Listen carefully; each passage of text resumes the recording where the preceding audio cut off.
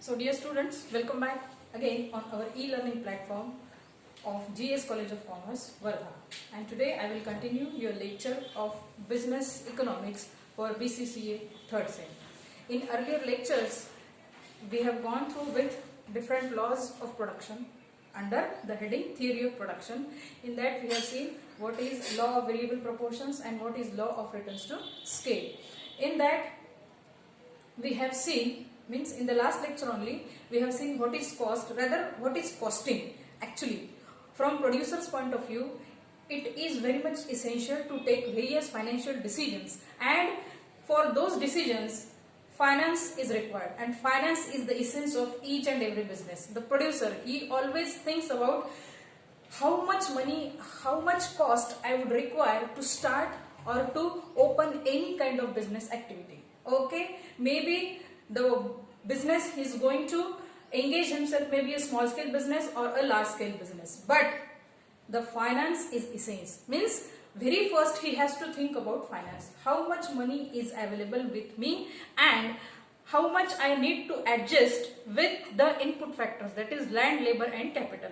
For example, he has to pay rent, he has to pay salaries and wages to various employees which he is going to employ in his organization. At the same time, capital, interest on capital, means that is also his expenditure, because interest means he has taken money from someone else, maybe from bank, maybe from money lenders, or maybe from any other financial institution.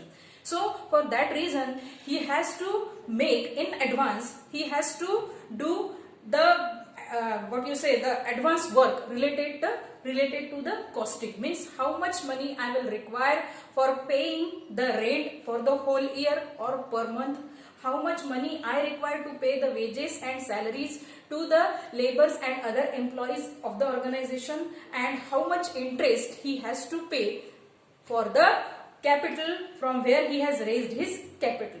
So this is how it is the study. It is a study of financial decisions. Okay, so how much money he is going to spend on different factors of production, that is considered in cost or in costing. So in that lecture also we have gone through with various factors determinants for the cost, and in that there was size of a plant, technology used, then laws of returns, etc., etc. we have seen. Now today we will see the very next function of that is cost function. Okay, the next step is cost function. So what is cost function? Cost function is a combination of various determinants of cost of a factor unit. Okay, these determinants are identifiable in cost behavior of the firm.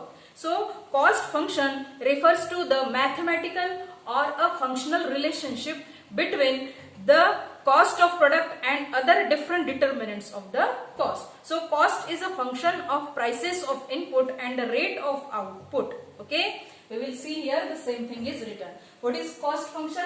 Cost function is a mathematical or a functional relationship between various factor determinants of the cost. Cost function is function of a prices of inputs and rate of output. Cost function includes dependent variables, that is total cost, per unit cost, okay, and independent variable. Now what are these dependent variables and independent variables? As we have seen that input and output.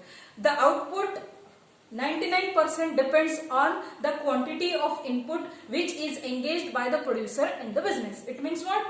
The land, labor and capital, the proportion which the producer is using for the production activity, okay, that are divided into variable and independent variable and dependent variable. So total cost, unit cost, means to produce a particular good. For example, we can take the bottle earlier we have seen, okay, or we can say the glass for example he is producing. Then to produce that single commodity, how much money is required, that is all included in that particular costing or cost function, and this is how it is called cost functions. Means it is a mathematical and functional relationship between different factors determinants of cost. So now there is a formula for cost cost function. Now what is that formula? Cost function is equal to f, and that f is nothing but functional and mathematical relationship between what?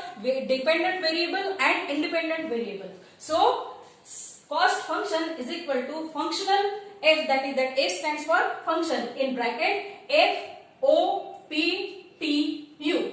Now we will see what are the different meaning of these factors. So C stands for cost first, okay, that is clear. Then F is functional relationship.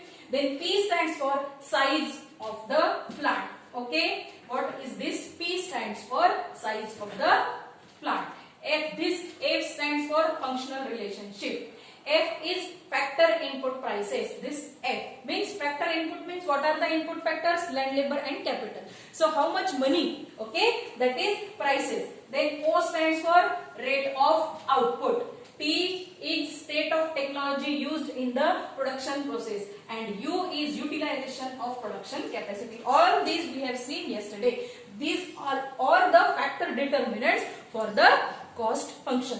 So this is the formula for cost function. Now we will see what exactly this total cost, total fixed cost and total variable cost. See, these things means how a producer is calculating and making his decisions with the available money or with the available finance, and for that he need to make costing for each and everything, okay. For example, we have seen how much rent, then how much wages and salaries. Other than that, he has to make other decisions like raw material. How much money he needs to pay for the purchase of raw material, how much money he has to pay for the purchase of machineries, okay. Then the managerial personnel also he need to hire for some duration which is fixed, maybe for 6 months or for a year, for the technical support, okay. So all these costings are done in advance, and these costings are divided into different types like total cost, total variable cost,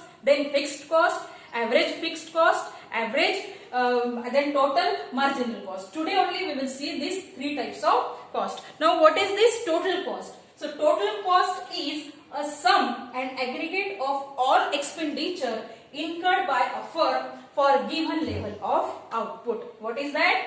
It is a sum or aggregate of all expenditure.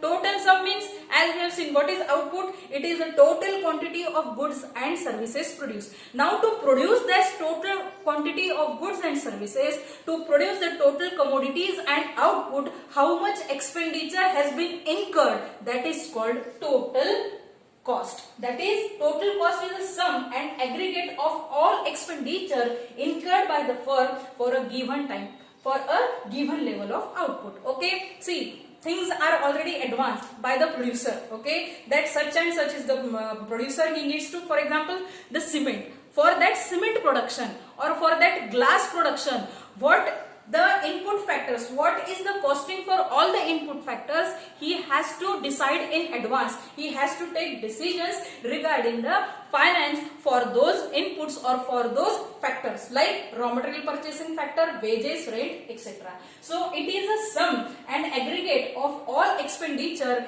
incurred by a firm owner, by a producer for a given level of output, okay. Means to produce those total quantities of goods and services, to produce the commodity, for example 2000 kgs of cement. For that 2000 kgs of cement, how much expenditure he has to pay, means how much money he is going to pay for that particular production, all is decided, all is examined by the producer in advance. So total cost is total amount of money spent on the output. It includes fixed and variable cost. We will see further what is fixed cost and what is variable cost. So total cost again has one formula. What is that? TC. Total cost is equal to total variable cost plus total fixed cost. We will come here to the total fixed cost. Now what is this fixed cost? Again, fixed costs are those costs which does not change with the change in the level of output. Again, now here again you have to remember the particular laws, that is law of variable proportion and law of returns to scale, okay. Then before that, what is important? The time period. for how much time the producer is producing those goods, whether in a short run or in a long run. So here fixed costs are those costs which does not change with the change in the level of output. Now here we will understand that with the example. For example, if Mr. Ajay starts his business with rupees 1000, a very simple example. If Mr. Ajay starts his business, that business may be anything. We will just consider here that Mr. Ajay is going to start a new business with rupees 1000. And for that 1000, if he spends, out of that 1000, if he spends rupees 40 on rent, rupees 120 is interest on loan, okay, whatever the interest whatever the loan he has taken from the bank, he has to repay that, okay, and for that repayment of a loan, interest has to be paid monthly. This rent is also to be paid monthly. So, and rupees 40 wages of labor, okay. Now, this total 200 is a fixed cost. Means out of this 1000, every month 200 expenditure is fixed. Okay, what is that? This 200, whether 200 is not in the pocket of producer or it is completely ignored. It means what? He has to make the provision of rupees 200 every month. Okay, this 200 he needs for what kind of expenditure? Rent, interest and wages. Okay, so out of 1000, 200 is the fixed cost. So that it is clear to understand this formula. Total cost is a total fixed cost. Now we will come to the variable cost. Now what is variable cost? Total variable cost. Now total variable costs are those costs which change with the change in the level of output. For example, if the producer is making some changes in the input level, means he instead of 26 labors, he is increasing 1 labor. That is, he is making variations in the input factor, in the factor of production. So, with the change in the level of output, to save his time or to save the money, what producer does? He many times, to get the maximum production within minimum time, he is making certain changes in the level of input in the factors of production. So, we will continue here the same example. Okay. In the same example, if the shop owner means Mr. Ajay starts his production with 3 number of chairs. Okay. Here we will take that Mr. Ajay is opening a business of chair making. Okay. He is producing chairs. Now, if he has decided that I will produce 3 chairs daily, okay, my target for producing the chairs is 3 number of chairs. Now, for that 3 number of chairs, with rupees 1000, if he spends rupees 100 on raw material, okay, see, now why it is called a raw material is a variable cost, because these are such factors that the prices are always changing in the market. Now for that you have to remember the law of demand and supply. Okay, if that is clear, then you can understand this. For example, if he has to spend rupees 1000 on raw material, okay, that raw material may be a plywood. Okay, to make the chair he needs plywood.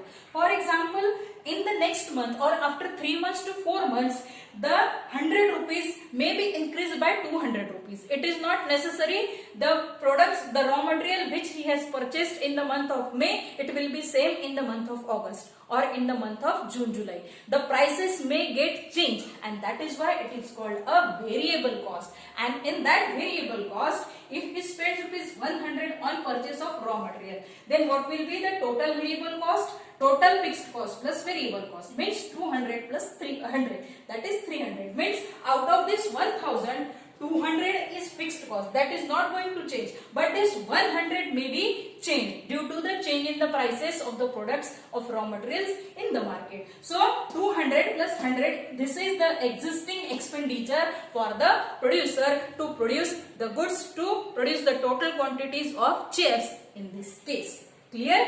So this is what is exactly the cost function. So again, why it is called function and why it is represented in a mathematical manner or with the help of that formula? Because to calculate something, you need the data, you need some factors, you need some data, that details. So what are these details? That is what is called cost function, and it is a functional and mathematical relationship. Even in the production function we have seen that also. Okay, it was also a functional relationship, but the costing, which is the heart of the business, okay, every businessman, every producer and entrepreneur, they have to think about the costing, how much money they require or they might require in future for the production purpose. So that is what exactly is the costing part. So this is the formula, okay. Then total cost, total fixed cost and total variable cost. So why you need to understand the cost concept? Because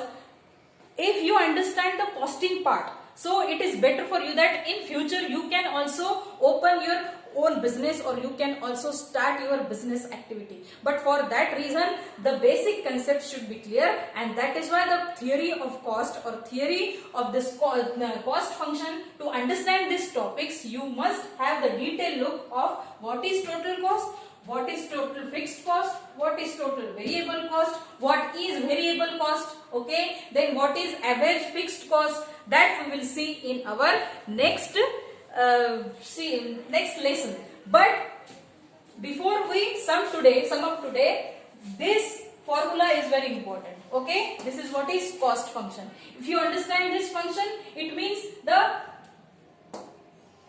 C is stands for cost, then F is functional relationship, P is size of a plant, then F is future input prices, rate of output, state of technology used, utilization of production capacity. So this is what exactly is the cost function. Then the concept of total cost, total fixed cost and total variable cost. In the next lecture we will see what is total variable cost, what is average fixed cost, average variable cost and total marginal cost or average marginal cost. That will be the target of our next lecture. By the time, thank you.